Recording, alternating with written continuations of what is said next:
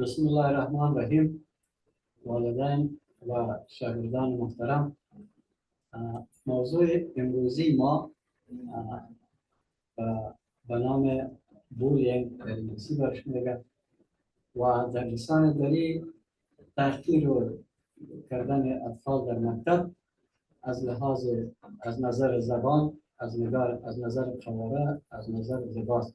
این مسائل است که افغانای ما در مکاتب امریکایی با این مشکل روبرو هستند. دیگه اضافه زیاد در این باره دکتر صاحب برتان تشریح خواهد کرد و هر کدام بهتر خواهد بود که اول خود را معرفی کنه، بعدا صنفتان را بگوید که در کدام صنف هستید و نام مکتبتان تذکر بدهید که از کدام مکتب هستید.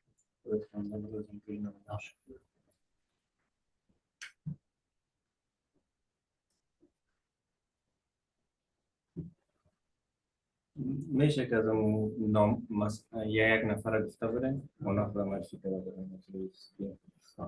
ادریس عزیزی. ادریس عزیزی لطفاً خپل ځان معرفی کړئ.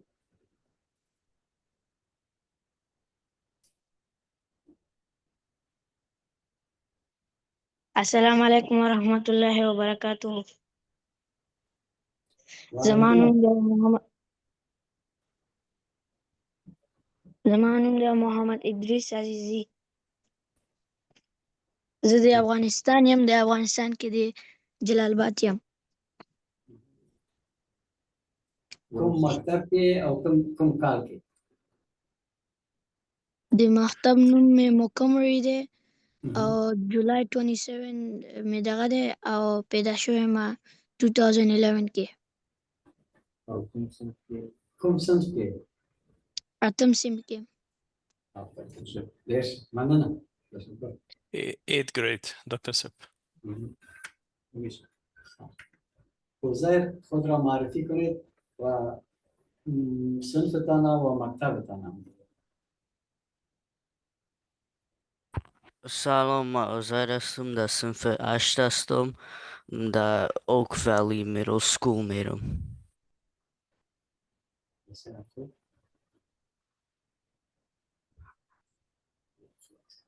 روان فرزاد خود معرفی کنید و صنفتان بگوید و مکتبتان.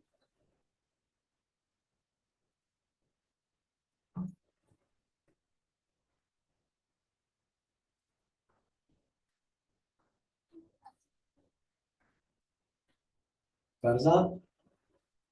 سلام علیکم، نوم می فرزاد ده، تخلص می شهزاد ده، 11 ټولګي کې یم او ویلی های سکول. ډېره مننه، شکریه. 11th grade. او دیت می اپریل 23 2007. میبخشین اتمر صاحب، میشه که فرزاد جان، ادریس و عزیر کامره خود چالان کنن یا نمیخواین؟ در میشه که کامرایشان چالان باشه که شان فرزاد جان ته کولای شي چې خپل کامره ان کې؟ ادریس جان. Thank you. عزیر شما هم کامرهتان آن کنید. It makes it easier to have a conversation when your camera is on. Okay. وقتی کامرا چالان باشه میتونه کدام درست گپ بزنه، صحبت کنه. ادریس عزیزی. ادریس جان ته هم خپل کامره آن کن. If he does, اگه نمیخواد خیر است. It's okay, but آسان‌تر میشه. باشه، خوبتر از برای ما برای کانورسیشن. خب میرویس جان عزیزی، شما خود معرفی کنید. مروه عزیز است. مرویس.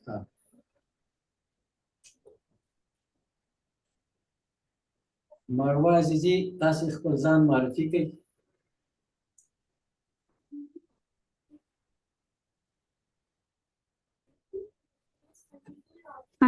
السلام علیکم، زه مروه یم، 5م صنف کې ما. کوم مکتب کې؟ مریډیا ماټلاین. صحیح. محمد عزیزی. محمد عزیزی خپل ځان معرفي کوي. السلام علیکم ورحمۃ اللہ وبرکاتہ. وعلیکم السلام.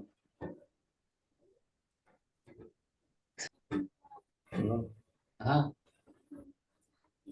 زما نوم مصطفی دی. عزیزی تخلص مې دی. آفرین. څلورم صنف کې ما میریان مې مکتب دی. 2015 کې پیدا سوی یم. ډېر شاباس، ډېره مننه. نازنین. نازنین تاسې خپل ځان معرفي کوئ او کوم مکتب کې یاستئ او کوم صنف کې یاستئ؟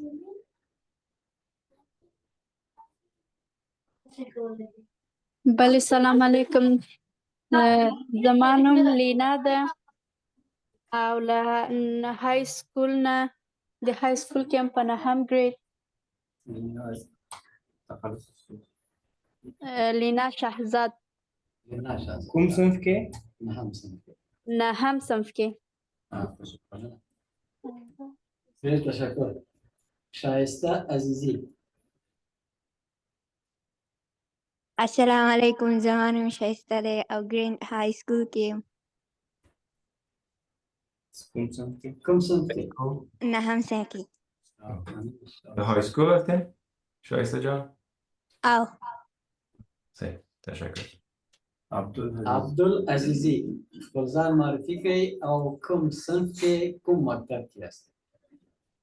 السلام علیکم. سلام علیکم. صنف چند هستی؟ زما نوم رازق دی. رازق عزیزی. کوم صنف کې رازق جان؟ دوم صنف کې. دوم صنف کې او کوم مکتب کې؟ اول صنف عبدالله کې. ډېر ښه.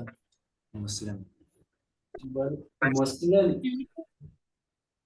مسلم لطفا خود معرفی کنین در کدام سال هستین و کدام مکتب؟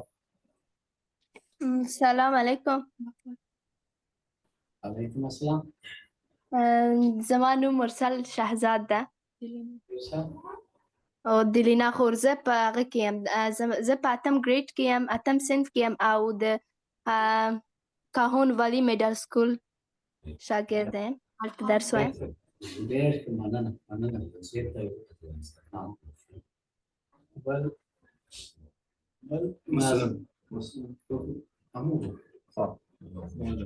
بل نازنین آیفون نه پوهېږم.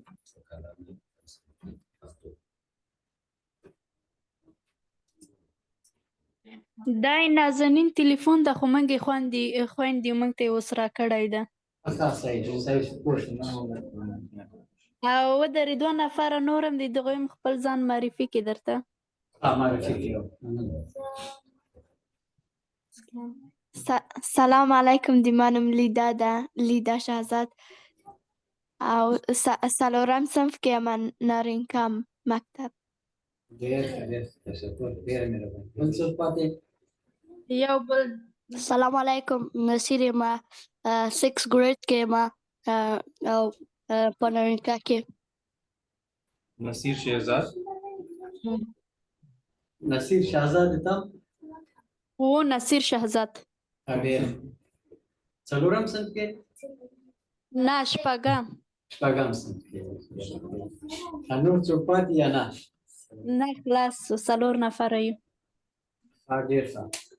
تاسې خو نن پوه شوئ چې نن پروفیسر صاحب په کوم موضوع باندې خبرې کوي او تاسې کولی شئ چې خپلې پوښتنې په دري او پښتو او انګلیسي باندې مطرح کړئ. که چېرته په انګلیسي باندې مطرح کړئ، پوهاند صاحب تاسې ته مستقیما په انګلیسي باندې جواب وایي، او که چېرته په دري او پښتو باندې تاسې خپلې پوښتنې مطرح کوئ، نو هغه به بیا موږ ترجمه کړو، بیا به ډاکټر صاحب تاسې ته معلومات درکړي. سمه ده. د موږ انګلیسي دومره قوي نه ده، موږ خو اوس نوي راغلي یو. باید موږ ته نه دري نه پښتو مشکل نشته. دري مو زده ده، پښتو مو زده ده، په هره کومه یې وکړه خو صحیح ده. انګلیسي په هر کې ژبه مشکل چې ډېر تاسو دی. پوښتنه کوئ بیا به هلته موږ ترجمه کړو. ډاکټر صاحب ته هغه به تاسو ته بیا په انګلیسي کې یا دري کې درته جواب سمه ده سمه ده. ډېره شکریه. ډېره مننه. خب ډاکټر صاحب شروع کړئ. Atmar Sab, پیش از Dr. Sabkais, so we have a different group of students. So there are 5 elementary, and then 1, 2, 3, 4 middle school, and 1, 2, 3 high school. So it's kind of like a diverse. Mix, yeah. Yeah, it's mixed. Good. Atmar Sab, څه وایي چې په دواړه ژبه کې ترجماني وشي یا په یوازې په پښتو کې یا په دري کې؟ نو شاګردان پوهیږي په دري کې؟ په دري او پښتو کې دا ټول پوهیږي. نه خو ډاکټر یو صاحب. یو چې انتخاب کې وخت زمونږ وخت هغه کیږي. فکر کوم په ډاکټر. دري کې به ښه وي. دري کې ټول پوهیږي. دري کې ټول پوهیږي بیا صحیح ده. ببخشید دکتر قیس چی میگفتین؟ میبخشین چیز چقدر انگلیسی یاد دارن؟ انگلیسیشون خوب است یا؟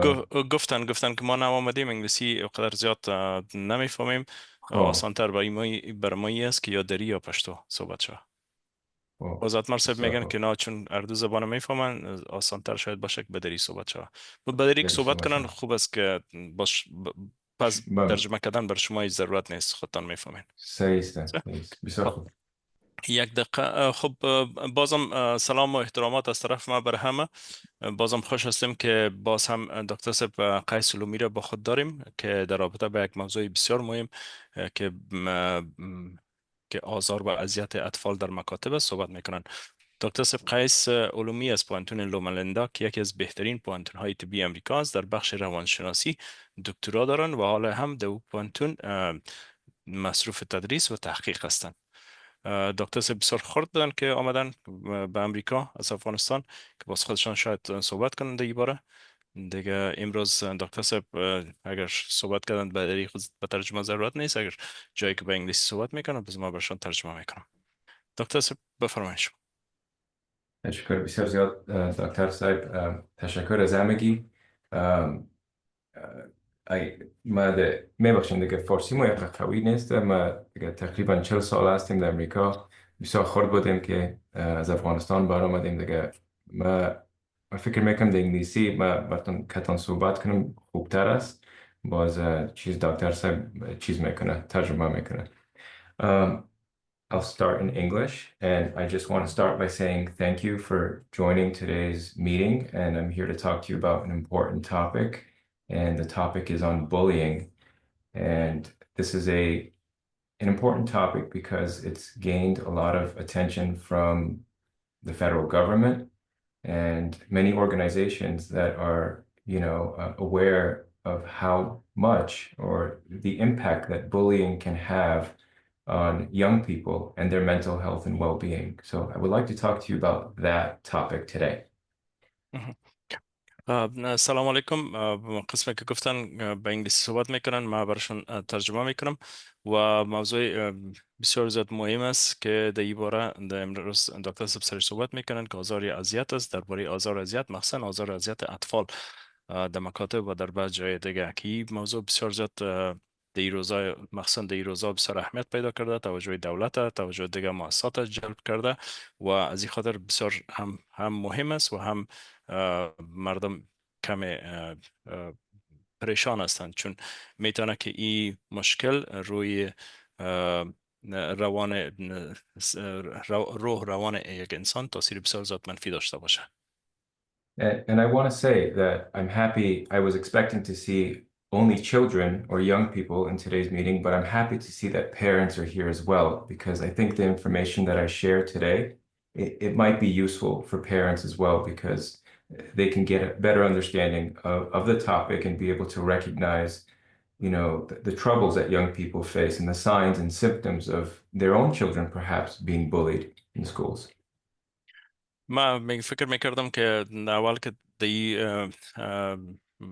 امروز تنها به همراه اطفال صحبت میکنم. بسیار زیاد خوش هستم که والدین هم شرکت کردن و چون این موضوع بسیار زیاد مهم است از این خاطر خوب است که پدر و مادرام بشنون و ببینن که این آزار و اذیت چی علائم را از خود داره که شما میفهمین که یک طفل آزار اذیت دیده در مکتب یا نه؟ Okay. But before we get started, I would like to just to get to know you a little more, and I appreciate you sharing your name and your age with me, right? But, you know, let me tell you about myself. I'm a professor, as Dr. Saidi mentioned, I'm a professor at Loma Linda University. I have to say this wasn't my dream career as a young person.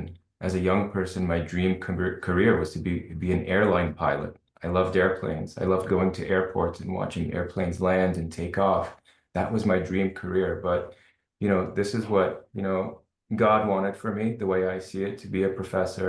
It's not something that I was chosen for or I was privileged to do, but something that I really pursued because I thought I could probably use my knowledge to make a difference in my community. So, I mean, I'd like to go around the room just with a few of you, if you feel comfortable telling me what is your dream career? What do you dream of becoming in this country? You're all in school, your parents love you, they want the best for you, they want you to finish school, but what do you want? What do you want to be when you grow up, or what do you see yourself doing for a career in the future? ما فعلا مصروف تدریس هستم، پروفسور هستم، اما هیچ وقت این خواهش من نبود، خواب و خیال من نبود که من دکتر روانشناس یا مثلا پروفسور پانتون شوم. همیشه از خردی میخواستم که پیلوت طیاره باشم، در جای دیگه برم.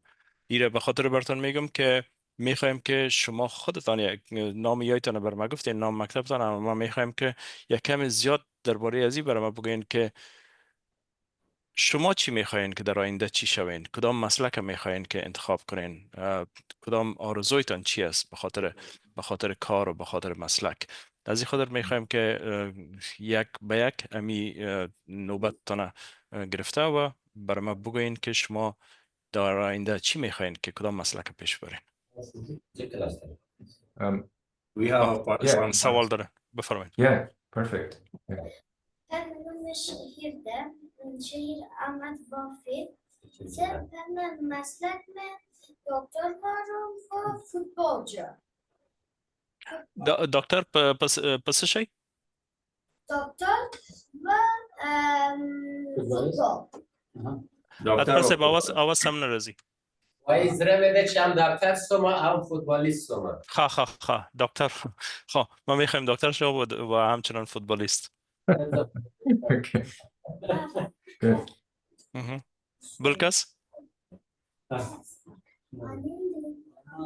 دکتر شما دکتر سلام علیکم، نام فیروز میرزایی است، گریه داون و آیسکول و ما رشته دکتری گفتین دکتر دندان؟ نه دکتر قلب. دکتر چی؟ هارت سرجن. اوکی ببخشید آوازتان دور است، نمه هارت سرجن. اوکی. سلام، منور میرزایی است، من دکتر آواز بسیار پخش است. منیر چی گفتن؟ میگم ما خدا معرفی کرد، گفت در صنف 8 هستم و اونا میخواین که هارت سرجن باشم. هارت سرجن. big dreams. Yeah. and good dreams. بله بفرمایید. Great dreams. خبری کرد نمید شده آت نشتید خبری کرد زن معرفی که باید تقواری چی شیسی خبری کرد ورطای نوم عیاز احمد وافیده سخواری چی بسی پولیس واری چی بسی پولیس په امریکا کې پولیس غواړي. زه مونږ پولیس ته ضرورت لرو. پولیس هم پولیس میخوان شان. اوکی میشه که از کسایی که آنلاین هست از اونا مایک آن کنن و بگوین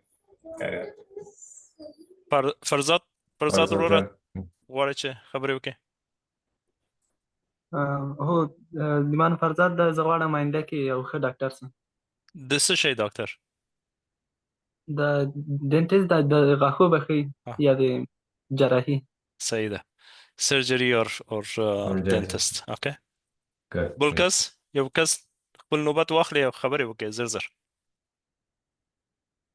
زه مرسل یم، زه غواړم په آینده کې قاضي سم. قاضي جج. اوکی بل کس؟ سلام علیکم زه غواړم په آینده کې پاچا سم. پاچا کینگ اوکی یا ولسمشر president ها سلام دی منم لیدا ده زه غواړم آینده کې ډاکټر سم. دکتر است اوکی دکتر سلام زما نوم ادریس دی زه غواړم په آینده کې د فوټبال پلیر یو غټ دغه جوړ شم. فوتبال اوکی فوتبال پلیر بل کس زما خوښه په کابل کې هومیوپیتیک دا رشته مې خوښېده خو مګر دلته مې تر اوسه سوچ پې نه دی کړی که کومه رشته دلته ښه دوام ورکوي او ښه په زړه پورې بیا مې په دې باره دلته سوچ نه دی کړی چې کومه رشته به انتخاب کړم. Okay. In Kabul, I was thinking about going to homeopathic field, but right now I don't know. زه غواړم هغه جوړ سم ساکر پلیر کریسټیانو. Soccer player, okay. صحیح ده. بل کس؟ کریستیانو. Cristiano. بل کس؟ عزیر؟ سلام عزیر هستم من میخوایم یک انجینیر باشم. انجینیر. سلام علیکم زما نوم مروه. مروه لطفا خبرې وکړه بیا عبدالعزیز. سلام علیکم زما نوم مروه دی زه غواړم د ډاکټر شم د زړه ډاکټر. صحیح ده ډاکټره سمه ده. عبدالعزیز زه غواړم انجینر کما. سمه ده انجینر صاحبه انجینر. Good. بل کس؟ خلاص شو؟ څوک شته؟ Assalamu alaikum. I'm Nazanin Fahim and I am 20 years old. My dream job is to become a lawyer. Lawyer, okay. Very good. سلام زه شایسته یم او زه په آینده کې غواړم چې عسکر شم. ډاکټر شم سمه ده ډاکټر. عسکر ښه د امریکي عسکر سمه ده. soldier. Okay, yeah. زما نوم مصطفی دی زه غواړم چې د امریکې عسکر قومندان شم. Oh, yes, soldier commander, military commander. Okay. بل کس؟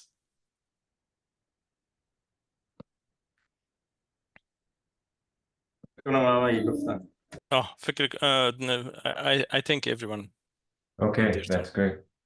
That's great. Thank you everyone for sharing. I see that a lot of big dreams here, and I'm very proud to hear that so many of you have these aspirations of wanting to become a doctor or engineer or even a soccer player or engineer, you know, so that's really great.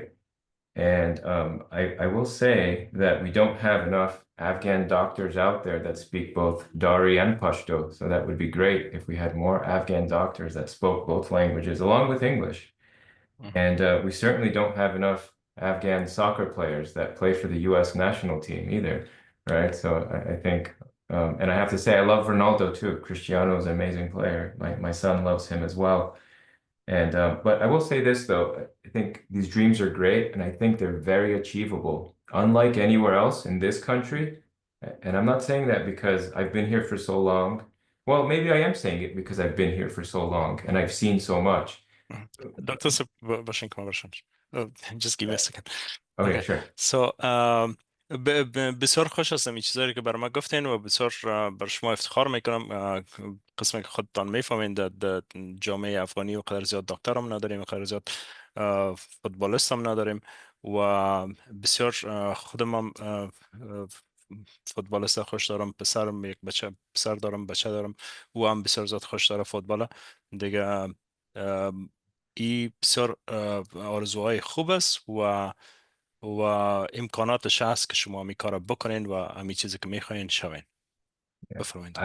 I strongly believe that in this country, if you are honest and you work hard, you can achieve anything you want, because this country is not perfect. The politics aren't perfect. The people aren't perfect, but it is an environment where if you work hard and you're honest you know, you can achieve a lot.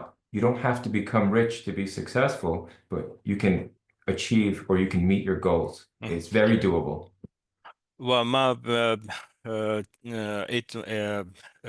معتقد هستم یا باورم اینمی است که اگرچه مثلا سیاست امریکا شاید خوب نباشه، شاید بسیاری مردم قدر خوب نباشن، اما شما با پیسه و با پول ضرورت ندارین که به این آرزوهایتان برسین در صورتی که شما صادق باشین و زحمت بکشین. Dr. Thank you. The other thing, I think an important piece of advice that I can give all the young people here is that what has really helped a lot of other young Afghans that have come here is finding a mentor, right? Finding a person that has been through the process of going through college or medical school or engineering school, learning about their experiences and having them tell you what to do, what not to do, what route to take, just to kind of guide you along that process, because that can be very life-changing, having a mentor. چیز دیگه که ما براتون میخوایم که مشوره بتون این است که بسیار زیاد مهم است که شما یک راهنما داشته باشین، یک معلم داشته باشین، یک کسی که یک جای رسیده باشه، از اون مراحل تیر شده باشه که شما بتونین از تجربات از او استفاده کنین، برای از پیش از او مشوره بگیرین و او شما را راهنمایی کنه که کدام کارا را به کدام حساب به کدام پروسه پیش ببرین تا که به هدفتان برسین. یک راهنما باید داشته باشین. Thank you. Okay, so now we will move on to the topic of today's discussion, which is bullying, and I'm going to go ahead and share my slides. حالا درباره تاپیک امروز گپ میزنیم، درباره موضوع امروز که درباره آزار و اذیت است و سلایدها را با هم شریک میکنیم، دربارهش گپ میزنیم. Is this visible? Yes. Okay. And to the group, Atmar John, معلوم میشه صحیح؟ بله معلوم. کسایی که آنلاین هست میبینن؟ معلوم میشه بر ما. Okay, good. Okay, so today we're going to talk about bullying, okay? And this is not an easy topic to talk about, right? Because, you know, I want to touch on your feelings towards this topic through our discussion. I want to know about your experiences and your thoughts on this topic, you know, as we discuss it, okay? So I'm going to move on to the next slide here. وقتی که در این باره گپ میزنیم، ما میخوایم که شما هم نظریاتتان و تجاربتان اگر که داشته باشین دربارهش گپ بزنین.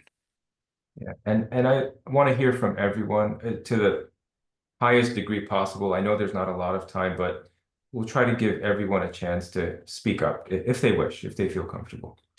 اگر چیز زیاد وقت نداریم، مگر من بسیار زیاد خوش هستم که اگر کلتان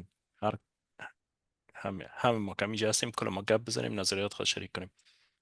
So some of the things that we're going to talk about today is what is bullying. I think you know a lot of young people see this term, they know what it is, but it's important for parents to understand as well. We're going to talk about the different types of bullying, the impact that bullying can have on a person's well-being, recognizing the signs of bullying, how to respond to bullying.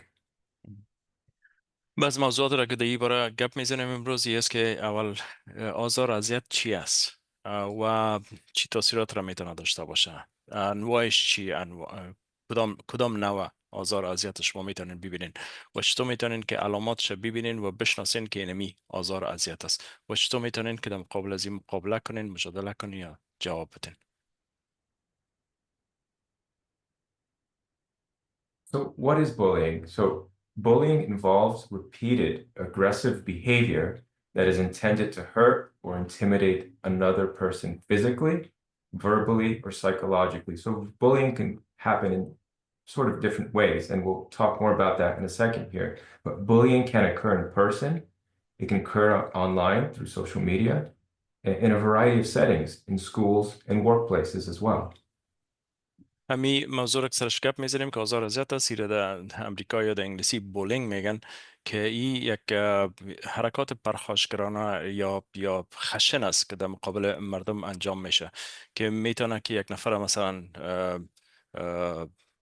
آزار بده، یک نفر مثلا بترسانه، هم از نگاه فیزیکی، هم از نگاه گفتاری یا زبانی و هم از نگاه روانی، و میتونه که این به شکل وقتی که مکتب میرین در مقابل از این قرار بگیرین یک حالت بیای برتان که کسی شما رو بولی کنه یا آزارتان بده، یا از طریق آنلاین هم امکان از این است و میتونه در مکتب، در جای کار و تا در جای دیگه که شما میرین، مثلا کدام پارک میرین، کدام جای بر تفریح میرین، در هر جایی میتونه اتفاق بیفته.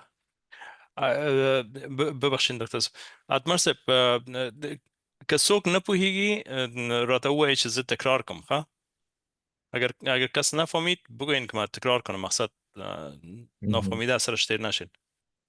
مهربانی دکتر بفرمایید. تشکر. So as I mentioned, there's different types of bullying. The first is physical bullying here that can include hitting, pushing, other physical aggression. You may have experienced this yourself, and you may have experienced your friends going through this, right? There's verbal bullying, right? Which includes name call. Oh, go ahead. I'm going to charge my laptop. You go ahead. Sure. انواع مختلف بولینگ یا آزار دادن است که یکیش به شکل فیزیکی است که مثلا یک نفر میتونه که شما رو بزنه یا تلیتان کنه، یا ای که با حرکات فیزیکی شما را اذیت کنه. و دومش وربال بولینگ است که الفاظ خود، که گفتار خود میتونه که شما را اذیت کنن. مثلا بعض نامای دکتر میربونی. And there's also social bullying, like verbal bullying. Yeah, that's name calling, insults, and other forms of derogatory language. اما قسم گفتم verbal bullying یعنی که به قسم الفاظ رو استفاده میکنن که شما را به نامای عجیب و غریب صدا میکنن و میخواین که شما را تحقیر، توهین کنن، دو بزنن، یعنی مثلا و بسیار زیاد کوشش میکنن که شما را بازم اذیت کنن به قسمی که شما را تحقیر کنن که شما قسم خدا خورده احساس کنن. Right. Then there's social bullying. This includes spreading rumors, excluding others, and public embarrassment. And this is not uncommon. These things are very common in high schools and middle schools and all throughout life. These things happen even as adults. Adults bully each other, believe it or not. But young people are very prone to this. و دیگه شکل بولینگ که هست، مثلا آوازه درباره تان پخش میکنن، آوازه های غلط، میخواین که شما را در بین مردم بعد خدای نخواسته بدنام بسازن یا تحقیرتان کنن و این بسیار زیاد عام است. And then there's also cyberbullying, right? Using digital platforms like social media to repeatedly harass or humiliate someone. و دیگه سایبر بولینگ است که سایبر بولینگ از طریق دیجیتال میدیا، مثلا ایمی فیسبوک و اینستاگرام، از این طریقه میتونن که شما را تحقیر، توهین کنن و میتونن که آزار اذیتتان کنن. سوال دارین؟ I was going to go to my next slide. Oh, okay. And then I'm going to have them speak a little. Yeah. Okay. Well, let's.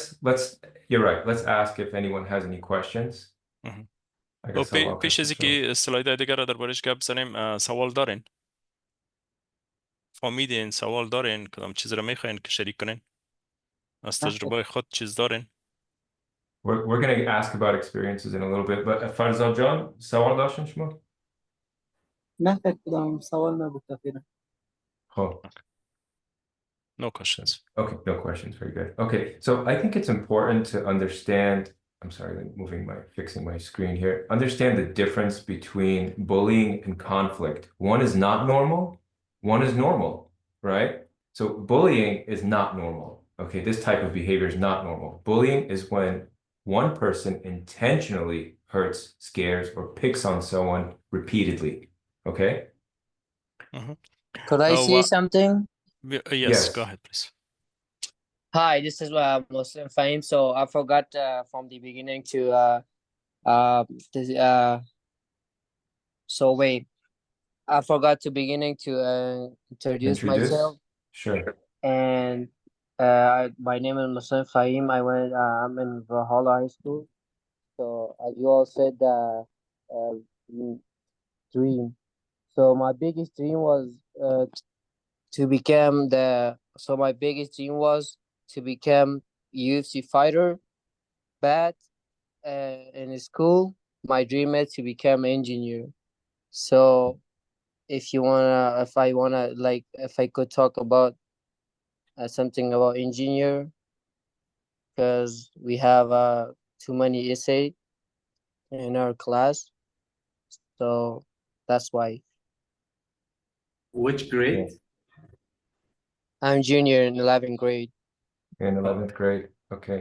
And you, I hear you want to become an engineer and also a UFC fighter. Is that right? Yeah, so my biggest dream is to become a UFC fighter, but also I want to become an engineer too, because, Okay. you know, that's like my dream, because I really wanted Yeah. to work in computer science. Yeah. That's a great dream. I think you can do it. I will say that the engineering is going to really help sustain your life. You know, it's going to get you a job and help you make good money. And on the side, as a hobby, you can learn how to do mixed martial arts, like Khabib, right? You like Khabib, I assume. Yes, Yeah, exactly. Khabib's a great fighter. So what the thing was, so I was in Chicago since 2020. When I moved from Chicago, it's about 2 months ago when I moved from Chicago to San Diego, California. When I moved here, I'm in Valhalla High School. I think you know about it. So sometimes I get confused about my essay, how to make the essay, and it's a 4 paragraph or something. And it's too hard for me. So I just want to talk about this, and that's it. And thank you. Okay. I'm not understanding what was hard for you. The essay. Writing essays? Yeah. Okay. Well, I mean, look, English is your second language, and I don't think you should be very hard on yourself, okay? So I think it's a matter of time, because writing essays is like an art. You have to understand English very well to write effective essays, but I think through more practice, you'll build your skill and you'll be fine, but these things take a while. Even for native English speakers, writing is not very easy. It's a tough thing to do, but don't let that get in the way of your dreams, that you're not a good writer and you can't achieve more. No, I think you'll be fine.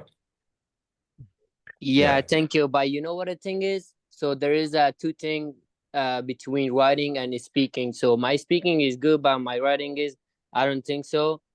And so when I was in Chicago, so there was too simple. All my grade was about A and B. So when I moved here to San Diego, California, so too many times that I got confused about essay, about my classes, and just that. And I want to say thank you and sorry about distracting you. No, you didn't distract me. I thank you for being open about your challenges here. And I will just say before we go on to the topic here is that with time, these things improve. And find a tutor. A tutor is going to be the best friend, your best friend in this situation. You know what I do when I write essays? I have my son or my wife, I have them read the essay before I formally submit it to my teacher or my boss to help find mistakes for me, okay? So always have someone proofread your work, okay? Dr. Seb, if you allow me to kind of summarize this for the entire group. Oh, sure. Yeah, so فهیم جان گفت که من در وقتی که در شیکاگو بودم در اونجا درس میخوندم، گپ زدنی هم خوب است اما نوشته کردنم هم خوب بود. اما وقتی که اینجا آمدم در امریکا، در کالیفرنیا، وقتی که مقاله نوشته میکنم به خاطر صنفایم یک ذره مقاله نوشته کردنم خوب نیست و پیشنهاد دکتر سبی بود که شما باید بر خود مهربان باشین. این کار آسان نیست. زبان انگلیسی زبان دومتان است، از این خاطر یک ذره وقت میگیره تا که شما این چیزا رو یاد میگیرین. و دکتر سب پیشنهاد کردن برای فهیم جان که شما باید یک راهنما، یک کسی که شما را راهنمایی کنه، باید اون کسی پیدا کنین. و خود مثال دادن که مثلا وقتی خودشان مقاله نوشته میکنن، خانم خدا یا پسر خدا میگن که شما ایره یک دفعه ببینین، بخونین، ببینین که ما چیز اشتباه کردیم، غلطی کردیم یا نکردیم. باز اونا میخونن، برش معلومات میتن که اینجا اشتباه کردی یا ایره تغییر بده. دیگه داشتن راهنما بسیار زیاد مهم است. Yes, doctors. Could I talk to you real quick about another thing? As you said about the bullying. So in Chicago was too difficult for living. It's nice city, it's good city. There is too many transcription. Everything is good. Life is good in Chicago. But as you said in bullying, there was too much as the professional saying is, I think gangster or something like as we have in Dari, Badmarsh or something. So there was like going crazy like too much. If you heard about O Block, 63rd, King Von in Chicago. So I was trying too hard to get all my work done, everything in school. All my grade was about, as I said, A and B. I wasn't trying to like make something fight with people, with other person. So I was all my focus was in learning, studying. But when I came here in San Diego, so the life got like something hard, and it's kind of hard to so when you move from other place to another place, it's like kind of hard to going forward because you see something new. That's why like I kind of experienced it. So I just want to share that, and thank you. Yeah, thank you, Fine John. I'm going to talk more about these things of ways in which we can protect ourselves from bullying. And I think you mentioned an important thing, that you kept yourself busy with schoolwork and try to stay out of trouble, basically, to protect yourself from being bullied or getting involved in conflicts with other students or fights with students. And we're going to talk more about these things, but thank you for sharing and appreciate it. خلاصه ازی که فهیم جان گفتن که در شیکاگو که بودم بسیار زیاد در اونجا بدماشا و مردمایی بدن که آزار میدادن دیگر را. حالا که آمده ایم امریکا کالیفرنیا در اینجا هم زندگی مشکل است و آیسته آیسته انشالله خوب خواهد شد. دکتر صاحب برش گفتن که بسیار خوب موضوع را یاد کردی و بسیار کار خوب میکنی که خود بسیار زیاد مصروف و مشغول نگاه میکنی و کسای دیگه که جنگ میکنن دعوا و دگپا میکنن که از تو هیچ غرض نداری و خود مکوشی خود میباشی و کار خود میکنی. Thank you. So going back to the slide, bullying is not normal. Conflict is normal. And so bullying is intentionally hurting someone, a person hurting another person, right? Whereas conflict happens when people disagree with each other. And that is okay, because in life we deal with disagreement with people. درباره بولینگ و کانفلیکت صحبت میکنن که بولینگ آزار دادن است و کانفلیکت جنگ کردن است. بولینگ که است یک حالتی است که غیر نرمال است، نرمال نیست، اما جنگ کردن میشه که نرمال باشه. در وقتی که یک کسی بولینگ میکنه یا کسی را آزار و اذیت میده یا قصدن میخواین که یک نفر آزار اذیت کنن، برش نقصان برسانن بار. اما در وقتی که سر جنگ صحبت میکنیم، جنگ میشه که در بین دو نفر که به همراه یکی دیگه موافقت ندارن، در موضوع مخالفت میکنن، میشه که یک جنگ در بینشون واقع شود. این شاید میتونه که نرمال باشه، اما بولینگ نرمال نیست. Yeah. So again, it's important to understand the difference, because you should know when to get help when you're in either situation. In bullying, you most likely would need help or need to protect yourself, right? So go if you want. بسیار زیاد مهم است که فرق بین از دو طرف بفهمین که بولینگ، آزار اذیت کردن و جنگ دو چیز مختلف است و باید فرق بین از دو تا بفهمین. وقتی که کسی بولینگ میکنه و شما را آزار اذیت میده و این علامات شما میبینین، حتما باید شما کمک بخواین از مسئول، اگر در مکتب هستین از مسئول مکتب. But so bullying is usually one-sided, with the bully having more power, being stronger, being older, maybe part of a group of other kids, right? Whereas in conflict, it's two-sided. The situation is two-sided. You just get upset over a disagreement you have with your friend. You know, me with my wife, for example, I have a disagreement. Conflicts take place in every household, in every realm of life, basically. Again, it's normal. بولینگ هست معمولا یک طرفه می باشه، از طرف کس صورت میگیره یا می آزار اذیت، یا بولینگ از طرف کس صورت میگیره که یا مثلا قوی است یا کلان است یا مثلا سنش زیاد است یا مربوط یک گروپی است که شاید گروپ بدماشا یا گنگسترها باشه که بسیار زیاد قوی هستن که شما در مقابلشون چیزی کرده نمیتونین. یا بازم این غیر نرمال است، حالت طبیعی نیست. اما در مقابل جنگ بین دو نفر میشه، هر دو نفر در بین خود جنگ میکنن، یک طرفه نیست، دو طرفه است و نرمال است. در بین فامیلا میشه، در بین مثلا خوار برادر هم میشه، در بین دوستان میشه و نرمال است. اما بولینگ بازم نرمال نیست. Thank you. Okay, so now let me ask the group here. Why do some people bully others? Why do you think some kids, think about your high school or the junior high that you're in, you see bullying taking place? Why do you think that happens? Why do some people bully others? Any thoughts from the group? ولی دکتر زب از شما سوال میکنن، میگه چرا فکر میکنین که می بولینگ صورت میگیره؟ چرا یگان کسا میخواین که کسای دیگر را آزار بدن؟ میتونین که دی باره گپ بزنین؟ هر کسی گپ میزنن لطفا اگر آنلاین هستین. اوکی، خود مایک تانا آن کنین، روشن کنین، گپ بزنین. چرا فکر میکنین که یگان کس خوش داره که دیگر را آزار اذیت کنه؟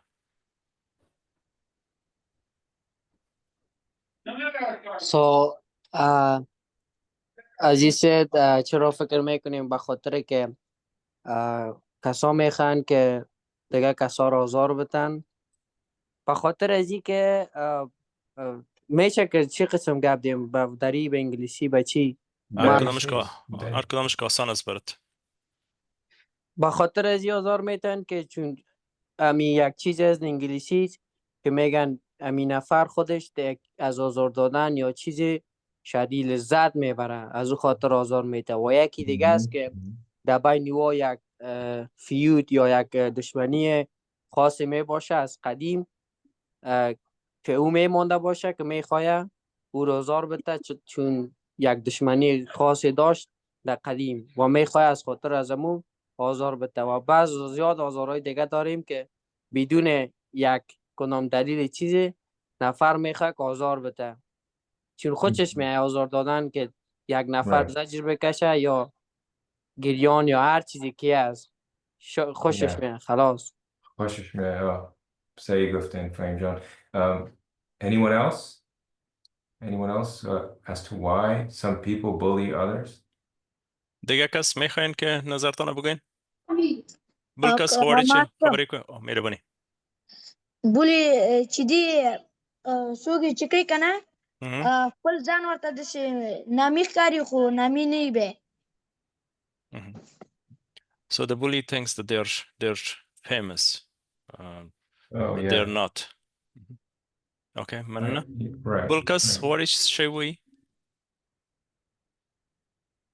And if I can say to real quick, if I can say, was that Idris? Was that Idris speaking?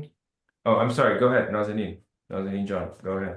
یا بعضی خلک داسې چې خپل زړه غواړي چې لکه جنګ وکړي، یعنې داسې ورته لکه دو عادت ګرځېدلی په روحي حالت کې، لکه دوی غواړي چې جنګ وکړي، نو بیا بل نفر چې وویني لکه هغه ارامه یې، نه پې کار یې څه پې نه لري، نو دوی غواړي چې هغه سره فایټ وکړي یا غواړي ورسره جنګ وکړي. نظر ما په دیدګاه داسې یو خبره ده. Some other people that has become their habit to bully others. That's kind of like they want to bully because that's it. It's their habit. I see. Okay, and I just want to reach out to the group, the kids in the room. The kids in the room have a view on this as to why some people bully others. Any kid in the room there want to speak up? کسایی که در خود دفتر هستین، شما میخواین که بگوین که چرا مردم یگان کس دیگر آزار میته؟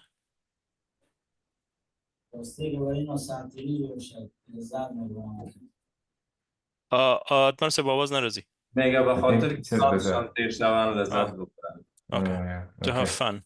To have fun, yeah. Okay. So I think you all mentioned very important points here. So I heard two people say lazat, they get satisfaction out of bullying other kids, right? And there's also to get approval from their friends. So they bully other kids because their friends would approve them and accept them, right? So that happens. And also it's a habit, right? And this habit could actually be influenced by the fact that these kids who bully probably have their own problems at home, right? And bullying gives them a sense of control, a sense of control that they don't have at home, and a sense of power that they don't have at home because of their own problems that take place at home. شما بسیار چیزای مهم گفتین. چیزایی که شنیدم مثلا لذت، عادت، میخواین که مشهور شناخته شوند یا صاحب قدرت باشن. یا می کسایی که بولی میکنن یا بولی هستن یا بولینگ میکنن یا آزار میتن مردم، یا خودشان معمولا کسایی هستن که در خانه یا در فامیل خود مشکلات دارن. حالا چون در خانه مثلا قدرت نمی داشته باشن، کوشش میکنن که قدرت خود روی کسای دیگه که ضعیف هستن سر از بر از نمایش بدن و میخواین که اونا را کنترل کنن. بله، چی بود؟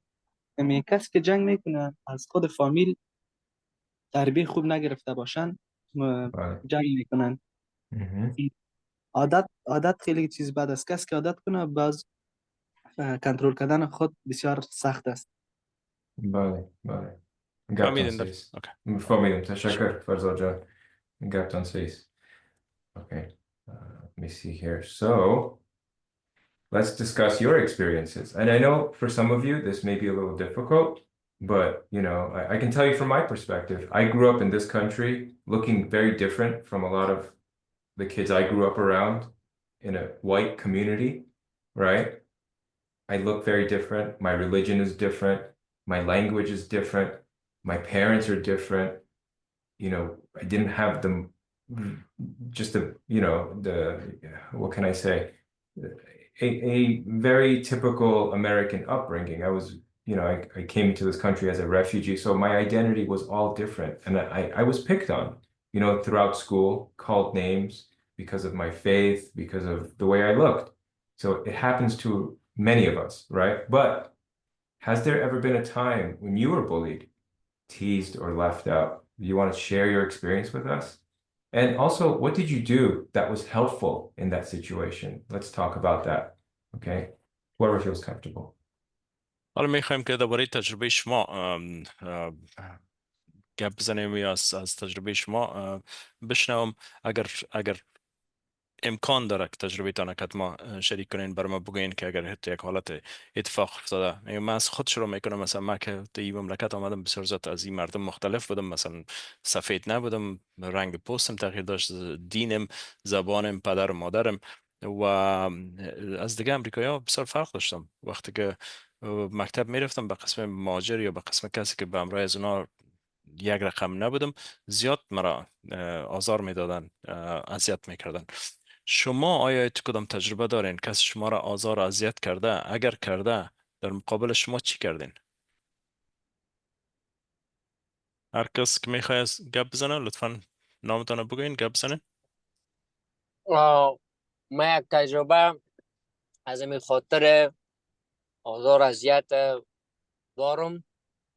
ما که در شیکاگو بودم، ما از خاطر چی به طرف UFC و یا فایت علاقه آوردم، به خاطر که یک وقت ما در شیکاگو بودم، در مکتب ما در های سکول میگفتن او جمعه رفتم. شیکاگو که داشت بسیار از بولینگی چیزا زیاد داشت، فایتینگ، کل چیز، گنگستر. میگه یک افغان اونجا بود، قسمی که شما گفتین شاید تربیه نیده باشه از طرف مادر و پدر، شاید کدام مشکل داشته باشه، چی مرا زیاد آزار میداد که تو یعنی چطور در این مکتب میایی، چطور این کار میکنی، هر کار میکنی. و من از خاطر که در فکر درسایم بودم دیگه، من نمیتونستم برای چیزی بگویم، از خاطر که اینجا کی است، هر کاری که کنی ریکورد میشه. اگه تو 10 سال بعدم بگذارم فرق نمیکنه، یا هر کاری که شده باشه میکشن برات، میگن که تو اینی وقت، اینی ثانیه، اینی وقت اینی کار کردی.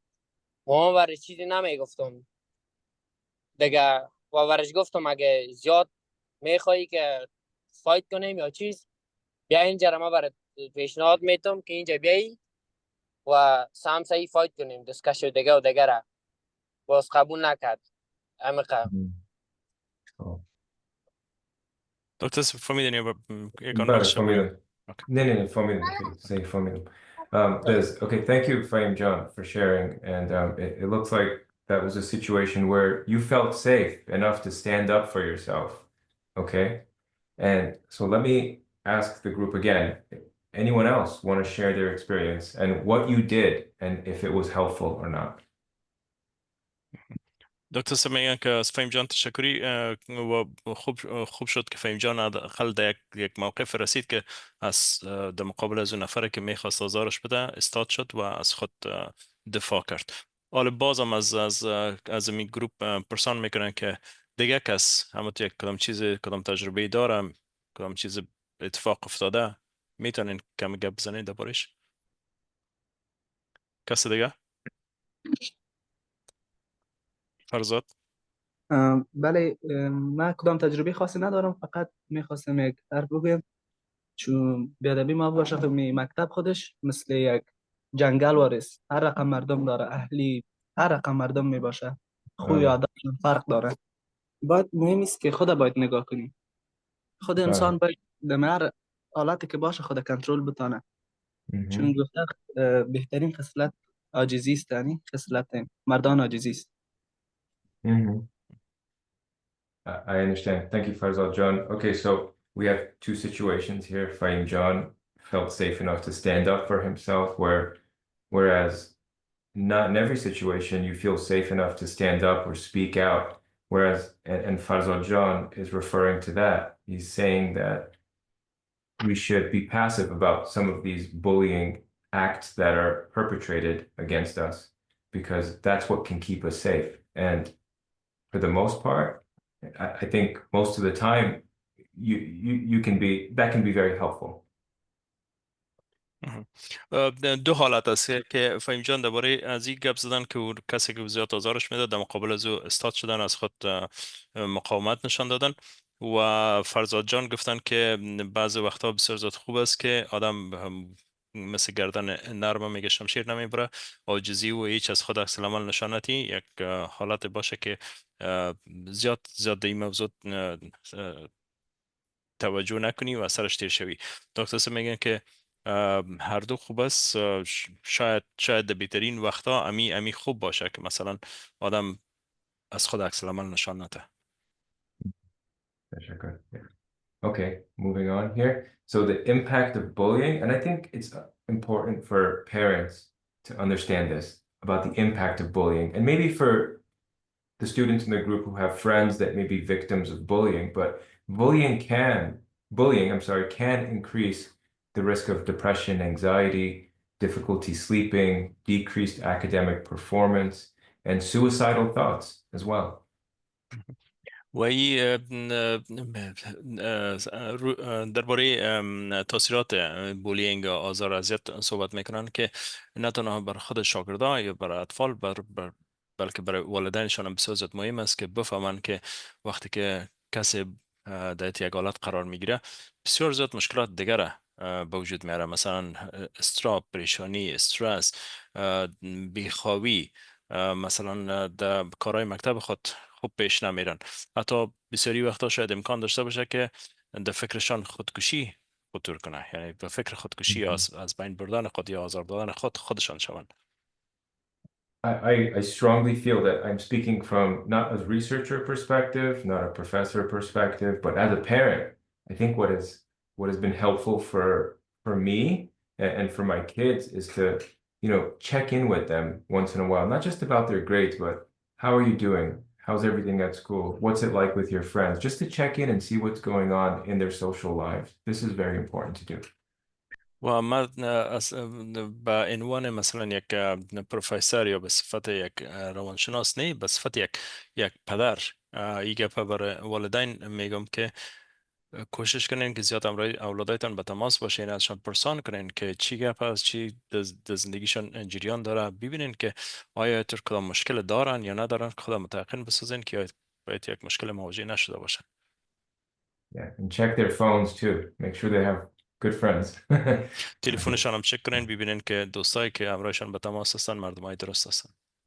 But bullying can have impacts on the perpetrator as well, the person doing the bullying, right? These kids are at risk of academic problems also, and having violent behaviors later in life, ending up in jail or prison. So و it این impacts بولینگ everyone. یا آزار اذیت دادن نه تنها به کسی که آزار اذیت میبینه، بلکه به کسی که آزار اذیت میرسانه، به خود کسی که بولی میکنه، برای هم مشکلات خلق میکنن. شاید در مکتب کارایشان خوب پیش نره، شاید بسیار زیاد کارهای خلاف قانون بکنن، شاید در آینده کار بکنن که عاقبتش زندان و زندانی شدن باشه. So for parents, again, this information is important to recognize the signs of bullying. One of them is withdrawal from social interaction. برای والدین بسیار زیاد مهم است که همین علامات اینا بفهمن و درک کنن. که یکی از علامات ای است که وقتی که میبینن که اطفالشان از کوشش میکنن خلوت کنن، از اجتماعی بودن میترسن. Another one is unexplained injury or loss of property.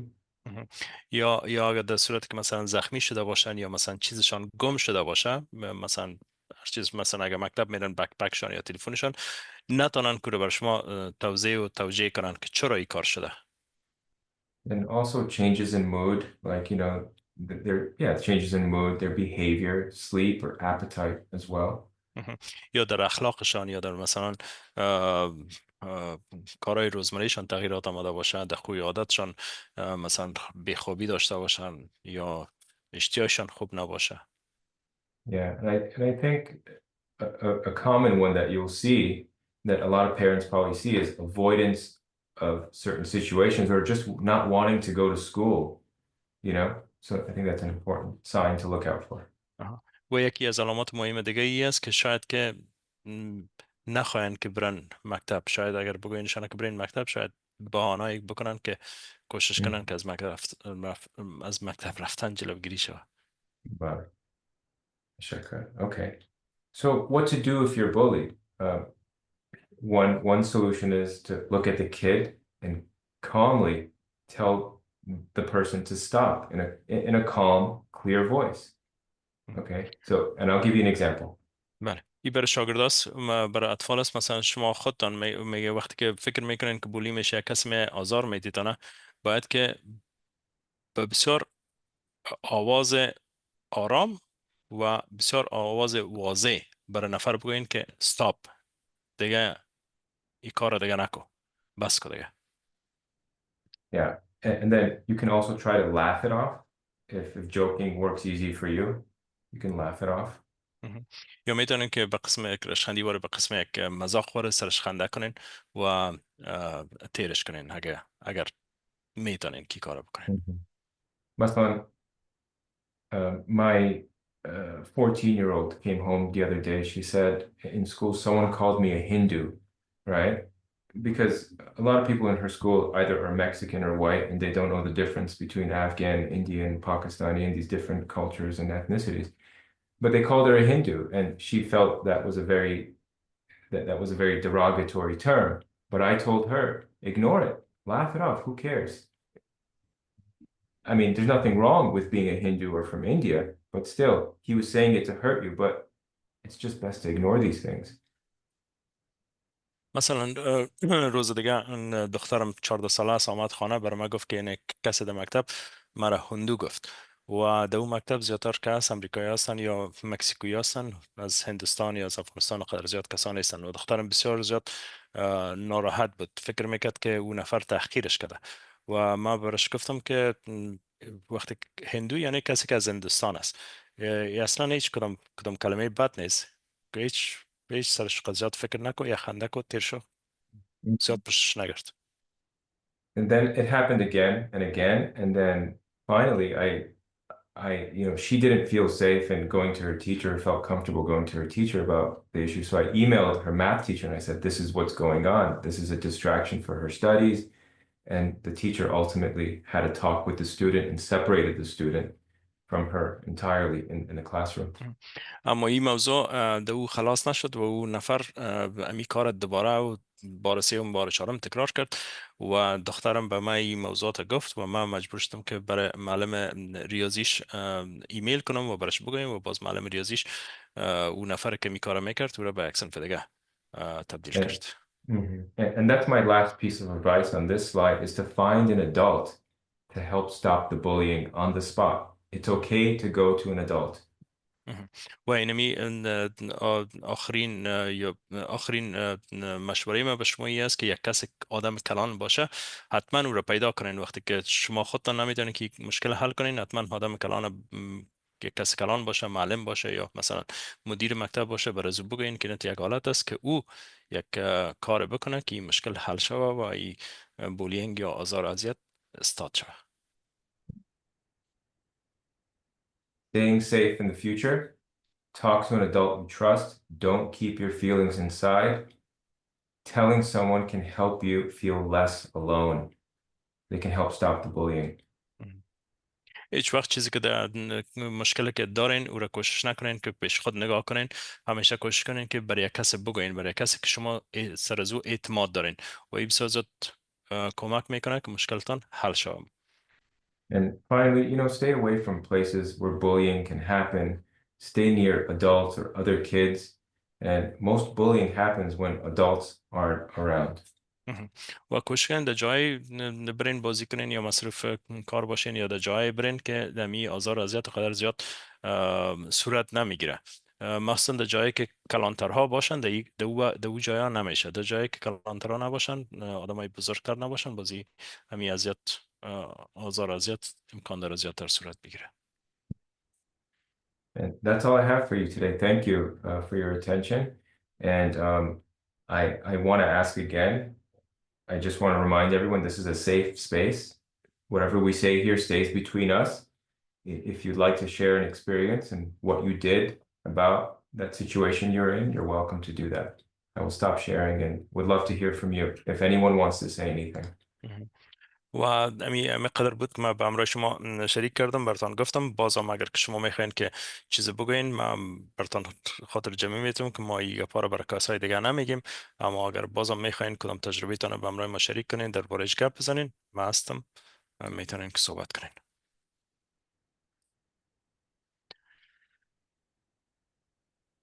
از پدرها و مادرها اگر میخواین چیز بگوین.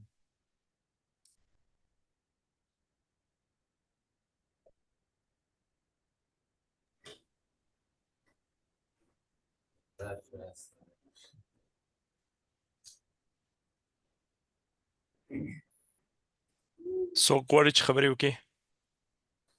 ماینده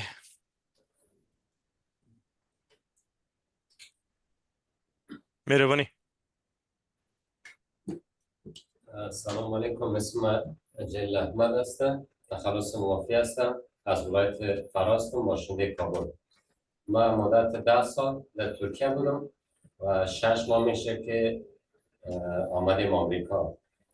همین گپایی که این بچه‌ها زدن که در مکتب مثلا یارو بنام خارجی میگه، دیگه میگه، واقعا در هر جا هسته.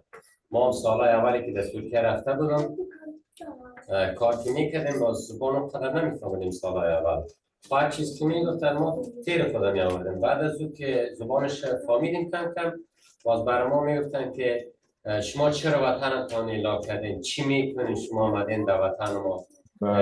همین کاری که ما میکنیم، مثلا اگر 200 لیری شما آمدین خارجی ها 100 لیری کار میکنین، یک 900 ارزان از اون چیز ما را خراب کردن، کار ما را، خانه قیمت شده هر چیز.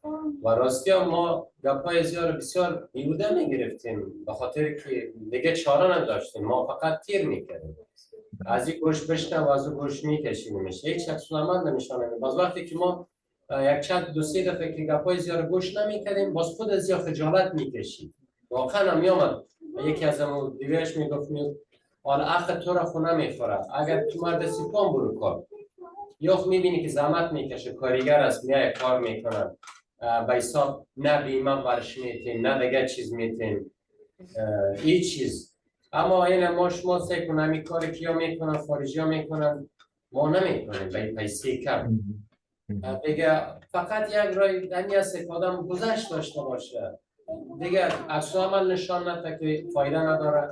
اگر جنگ بکنی هم فایده نداره، فقط گذشت بهترین راسته. همین که اگه تا میگه خصلت مردم گذشت است، همین بهتر است. تشکر بسیار. دکتر صفامی I understood.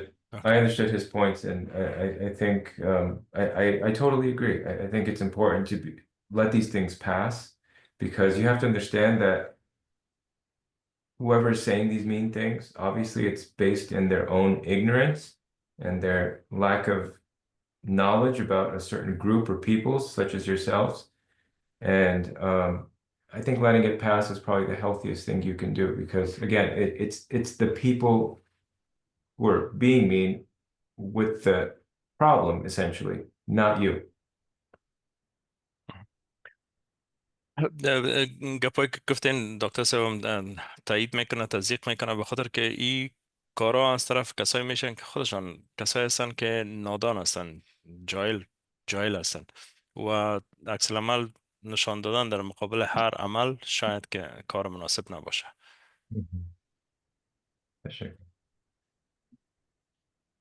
السلام علیکم. و علیکم السلام. میربانی. شکرالله عزیزیستم. در فارسی به خاطر میخوایم صحبت بکنم که علومی صاحب بفهمند، چون در پشتو یک کمی چیز است.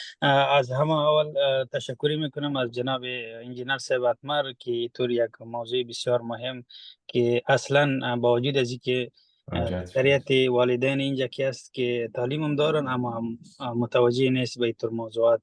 تشکر بسیار زیاد از علومی صاحب، از شما و از انجینر صاحب. و ما یک به اصطلاح یک نظر دارم از تجارب خود به حیث والدین که نباید تا حد اقل سعی است که ما کوشش بکنیم که صرف نظر بکنیم، اما نه هر وقت، به خاطر از اینکه به فکر ما انسان مثل یک سپرینگ واری است، هر چقدر پرس شوه همون قدر به شدت باز عکس العمل نشان میده. چون مثل که ما هر وقت اگر والدای خود بگوییم که نه خیر است خیر است خیر است، جرأتی از یا در مقابل نفس خود بسیار پایین میآید و گفته علومی صاحب میتونیم که با یک وقت یا یک وضعیت بیاید که ما مشکل موضوع را حل بکنیم تا که امی زندگی و فکر اولادای ما آرام شوه و در ضمن از او یک احساس راحتی کنه که در آینده و بتونن امرای والدین خود هر مشکلی که باشه شریک بسازن. دیگه ما خلافش خو نیستم، اما طرفدار عزیزم که باید مثل که هر اکشن که باشه باید عکس العمل همون مطابق باید نشان داده شود. اینطور نشوه که خدا نخواسته یک نفر در مکتب اولادای ما را اذیت میکنه ما میگیم برو خیر است خیر است. ولی خیر است، هر کس میتونه از حق خود دفاع بکنه و اگر ما از حق خود دفاع بکنیم میتونیم در آینده امی اولاد خود بسیار با جرأت با جامعه پیش بتیم. تشکر زیاد شد. تشکر صاحب. I understood everything he said, and I don't disagree with him. And I will say that in certain situations, some people may find it helpful to speak up. And I think that's important that you should, but not in every situation that does everyone feel comfortable doing that. But no, I think do what works for you. You can be passive or you can speak up and confront the offender. There's nothing wrong with that. عزیز فهمیدین که چی گفتن دکتر صاحب که همراه شما موافق هستن، یعنی هر کس حالت و شرایطش فرق میکنه. در بسیاری جای ضرورت است که ما عکس العمل نشان بدیم، در بسیاری جای شاید ضرورت نباشه، شاید در بسیاری حالت آسانتر بتونیم که مشکل حل کنیم. اگه یادتون باشه دکتر صاحب درباره دختر خود گفتم، از خود زیاد میکنم، درباره دختر خود گفت که دخترشان آمد بار اول گفت که یک کسی مرا خوندو صداقت و دکتر صاحب به صفت پدر گفت که اوکی اقدر چیش نباش، اما دکتر صاحب متوجه بود که باش که این کار دوباره انجام میشه، بار دیگه تکرار میشه یعنی، و این کار بار دیگه تکرار شد. بار دیگه که تکرار شد دکتر صاحب بره معلم ریاضی دخترشان زنگ زدن و مشکل حل شد. یعنی هر کس حالتش فرق میکنه، اما به صفت یک پدر و مادر ما باید بسیار زیاد از حالت از اونا با خبر باشیم که چی در زندگیشان میگذره.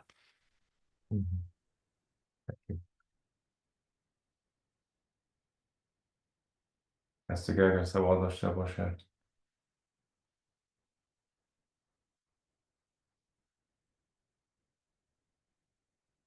خب اگر سوال دارین بپرسین، یک چند دقیقه دیگه داریم. اگر سوال ندارین ادمر صاحب، اگر تاسو غواړئ چې خپل آخري خبرې وکړئ له خیر سره.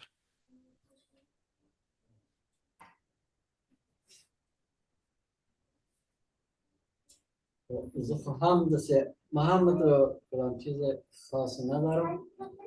یکی از تجارب دوران مکتب ابتدایی را برایتان شریک میکنم که او وقت یکی از همصنفی‌های ما بود که او بسیار قوی‌تر بود و ما در صنف یک شاگرد ممتاز بودم و هر وقت اون ما را به اصطلاح لطف‌کوب میکرد و مختار و غصه خود که نمیفهمید از این طریق به اصطلاح مختار و غصه خود میشاند و ما همیشه به می فکر بودم که چطور ما میتونم به همراه از این نفر مقابله کنم. دیگه زمانی که به مکتب متوسطه و لیسه عالی رسیدم، دیگه از اون زمان ما ورزش شروع کردم.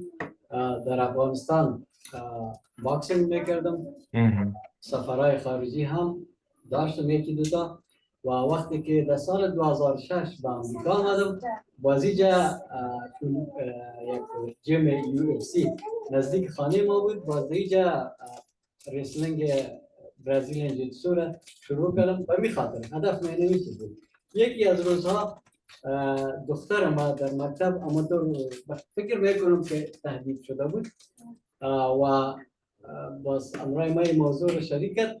ما برش گفتیم که اول خوب است که از طریق اداره مکتب این مشکل حل کنیم و اگر اصول نشد باز پدرتی توانمندی را داره که در مقابل 3 نفر 2 نفر از تو دفاع کنیم.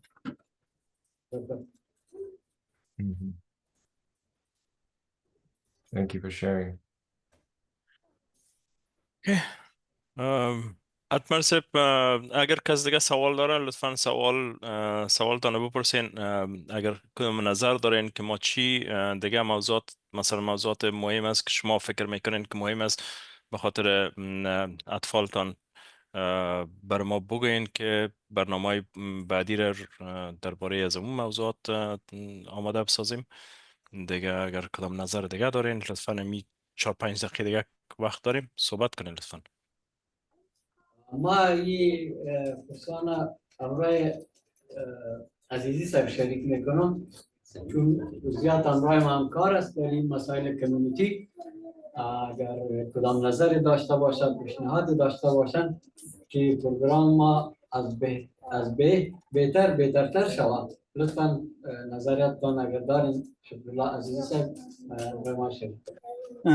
مننه زیاته انجینر صاحب د ټولو مشرانو څخه چې ماته مو عزت راکې چون زما اولادونه تر اوسه پورې په تمه دي او زه په فکر کوم ان شاء الله چې دا په مجموع کې یو ښه نظري که چیرته تاسو داسې یو تفریحي پروګرام جوړ کړئ د اولادونو دپاره چې هم هغوی ته یو تفریحي زمینه مساعده شي په ضمن کې به هغوی لږ څه د انوایرمنټ نه یا فرض مثال داسې یو څه زده کړه هم وکړي دغه هم ډېر ښه برنامه ده. زه ډېر زیات خوشحاله یم چې ما د یو پلار په صفت ډېر څه زده کړه چې انشاءالله آینده کې به زه خپل اولادونو سره شریک کړم او په عملي به یې کړم. نو زما اولادونه شخصا خپله منتظر دي چې ما ورته ویلي یم چې زه به انجینر صاحب ته دا پیشنهاد کوم چې له خیره یو تفریحي پروګرام جوړ شي چې دوی هم به ساحې وګوري انوایرمنټ به وګوري او هم به یو څه زده کړه وکړي. ډېره زیاته مننه. So thank you very much for this program, and we really appreciate it. And as a parent, I also learned a lot to share with my kids. And also the suggestion for the program is that if there's any way that we can have some kind of like outdoor activities so that kids can also learn something from environment and interactive. So this is more for Atmar Seb to think about it. I think it is in the program, but we will think about it. Yeah, that's a great suggestion.